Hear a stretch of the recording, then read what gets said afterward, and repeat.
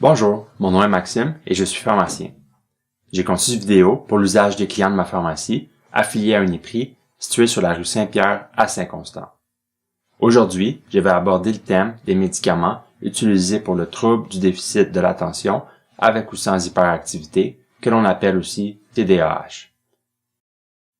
Le traitement du TDAH doit se faire sous différents angles. La thérapie comportementale, adapter les routines et le médicament. Idéalement, on veut combiner toutes ces approches.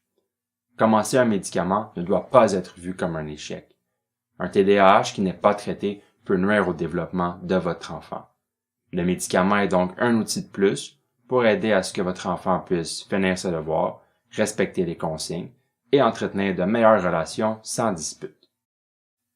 Le premier choix de traitement est souvent un médicament de la classe des psychostimulants, par exemple le Concerta, le Bifantin ou le Vivance. Ne vous inquiétez pas, votre enfant ne sera pas vraiment plus stimulé. C'est plutôt la communication entre les différentes parties du cerveau qui est améliorée, permettant ainsi d'augmenter la concentration et le contrôle de soi-même. La dose du médicament doit bien souvent être ajustée progressivement, par exemple par étape d'une semaine, afin de bien évaluer l'efficacité et de pouvoir détecter l'apparition d'effets secondaires. Soyez à l'affût d'une baisse de poids, d'une diminution de l'appétit ou d'un sommeil qui devient perturbé. Comme l'effet des psychostimulants dure de 10 à 12 heures, l'appétit et le sommeil reviendront en soirée, à condition que la dose soit prise tôt le matin. D'autres classes de médicaments existent et viennent parfois remplacer ou compléter l'efficacité des psychostimulants. Les plus connus sont le Strattera et le Intuniv. Voici quelques informations propres à ces deux médicaments. Votre principal allié dans ce traitement, c'est votre enfant lui-même.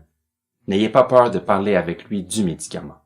Par exemple, lui expliquer à quoi il sert, quels sont les bénéfices, la possibilité d'avoir à essayer différentes doses ou même différents médicaments, l'importance de ne jamais échanger son médicament avec quiconque.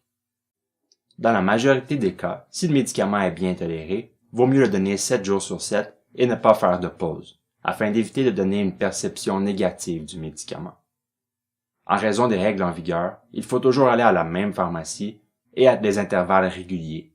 Il est donc important de se coordonner s'il y a des gardes partagées.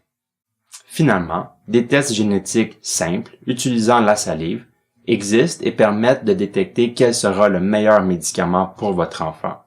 Parlez-en à votre pharmacien. Merci d'avoir pris le temps d'écouter cette vidéo. J'espère que ce complément d'information vous permettra de tirer le maximum du médicament qui a été prescrit à votre enfant ou à vous-même, car l'information de cette capsule peut être appliquée aux adultes. Comme d'habitude, cette information est à caractère général et ne doit pas remplacer les consignes particulières qui auraient pu vous être données par votre médecin ou votre pharmacien.